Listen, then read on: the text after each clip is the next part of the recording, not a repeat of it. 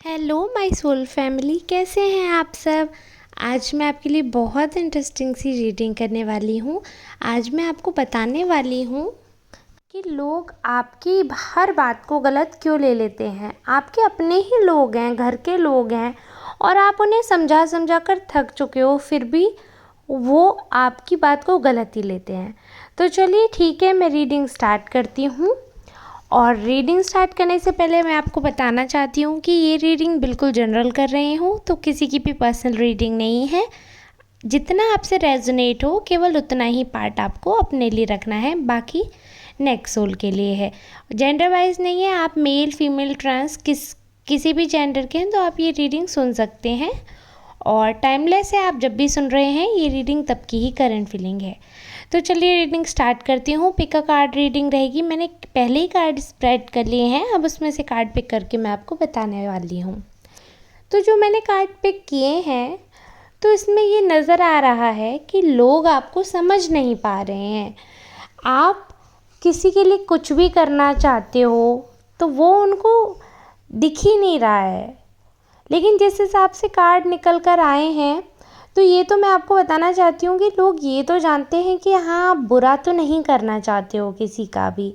ये तो सच है कि आपके अपने लोग ये तो जानते हैं कि आपका दिल अच्छा, आप बुरा नहीं चाहते हो। लेकिन पता नहीं क्या, अभी शायद आपका वक्त ठीक नहीं चल रहा है या क्या प्रॉब्लम है। आप कुछ भी कहते हो तो लोग उसको एनीवे ले लेते हैं, मतलब उसका दूसरा मतलब निकाल लेते हैं। जैसे सिक्के के दो पहलू होते हैं, ऐसे हर बात के दो मतलब होते हैं। आप कोई बात किसी और मायने में कहते हो, दूसरा वो बात को किसी और मायने में ले जाता है, और इस सब से वो भी बहुत ज़्यादा हर्ट हो जाते हैं, क्योंकि उनको ऐसा लगता है कि आपने इस तरीके से बात की। लेकिन आपका वैसा कुछ भी मन नहीं होता, वैसा कुछ भी तरीका नहीं होता, लेकिन सामने वाला कहीं ना कहीं आपको फॉर ग्रांटेड ले रहा है और आपकी सीधी बात को भी उल्टी समझ के फालतू का ग्रह कलेश या लड़ाई झगड़ा करना स्टार्ट कर देते हैं। जो थर्ड पार्टी है, उनकी ऐसी एनर्जी आ रही है कि जब भी कुछ बात होती है तो वो सब कुछ आप पे थोपने लगते हैं, और आप क्या कर रहे हैं, कितना कर रहे हैं, वो चीज़ ज़ीरो हो जाती है। बट अगर आप अपने सही बात भी रखने जाते हैं तो उन्हें बहुत बुरी लग जाती है, और वो आपकी सही बात भी सुनने में इंटरेस्टेड नहीं होते हैं। आपने हमेशा उनका साथ दिया, हमेशा उनको एडवाइस दी, तो उनको वो बहुत अच्छी लगी, तो वो आपको बहुत इंटेलिजेंट भी बता रहे थे। लेकिन जब आप अपनी खुद की बात रखने जाते हो, जो कि आप दोनों के, क्योंकि हर रिश्ते में, चाहे भाई बहन हो, माँ बाप हो, या हस्बैंड वाइफ हो, या लव अफेयर हो, फ्रेंड्स हो, हर रिश्ते में ये होता है कि आपको आपस में मतभेद हो ही जाते हैं। आपकी कुछ और सोच होगी, उनकी कुछ और सोच होगी। तो जब आप अपनी सोच रखते हैं, अपनी बात रखते हैं, तो वो उन्हें समझ नहीं आती है, और वो बिल्कुल भी इस जोन में नहीं है कि वो आपको समझें। और आप उन्हें मनाने की भी कोशिश करते हो, आप सोचते भी हो कि घर का माहौल बना रहे और सामंजस्य बना रहे, रिश्तों में प्यार बना रहे। लेकिन जो थर्ड पार्टी है वो बहुत ही एरोगेंट है।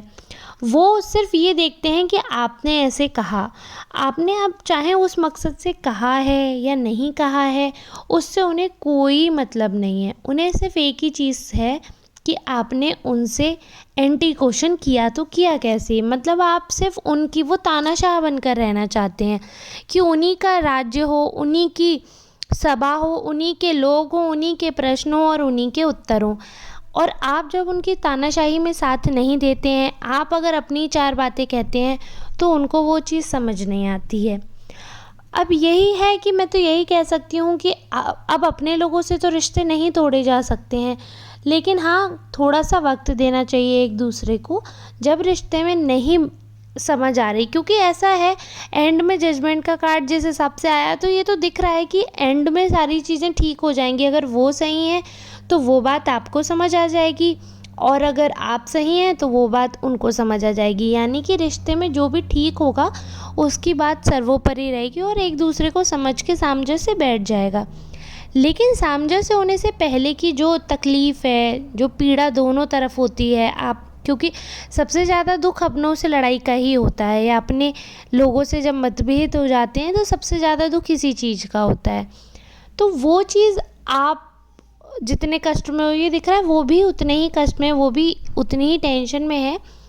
तो फ़िलहाल मैं तो सिर्फ यही कह सकती हूँ कि आप लोगों को मतभेदों से बचना चाहिए, और जब सामने वाले को आपकी बात नहीं समझ आ रही है तो आप अपनी बातें उनसे करना ही छोड़ दें, थोड़ी सी दूरी बनाएं। अपने आप जब उन्हें एहसास होगा कि हाँ, ये दूरी पहले तो नहीं थी, अब होती जा रही है, तो वो अपने आप अपना स्वभाव बदलने की कोशिश करेंगे। और जो हर बात पे आपका बोलना भी उनको बुरा लगने लगा है, आपका बात कहना भी उनको ताना कसना लगता है, तो वो चीज़ वो सुधार करेंगे और वो ये चीज़ सीखेंगे, समझेंगे कि ये जो पर्सन है, अपने लोग कभी ताना नहीं देंगे, तो ये ताना नहीं है। कोई भी आप बात कर रहे हो तो वो कोई नॉर्मल बात है इंसान की। बस ये है कि आप अपना बिहेवियर थोड़ा-सा कंट्रोल कर लीजिए, क्योंकि आपने इतना अपार प्यार दिखा दिया है, इतना आपने उनके लिए किया है कि अब उनको नॉर्मल चीज़ भी लड़ाई लगती है। अब उनको ये है कि बस आप उसी रूप में ठीक लगते हो। तो ऐसा तो नहीं चल सकता है जीवन। जब अपने लोग होते हैं तो अच्छाई, बुराई, सही, गलत सब कुछ बताना पड़ता है।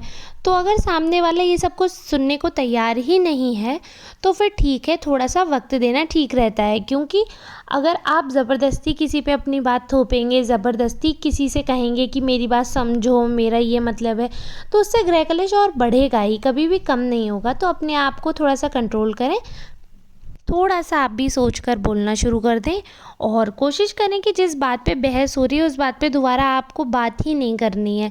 यही एक उपाय होता है। जब आपस में झगड़ा होता है तो फिर आप यही कर सकते हो कि उस टॉपिक को लाना ही नहीं है और उस चीज़ को इग्नोर करें। और जब तक सामने से नहीं बैठ पा रहा है तो चीज़ों को इग्नोर जितना कर सकते हो उतना ही ज़्यादा अच्छा है, क्योंकि आप जितना उसके बारे में सोचोगे, जितना उसमें घुसोगे, उतना ही आपको दुःख और तकलीफ़ होगी।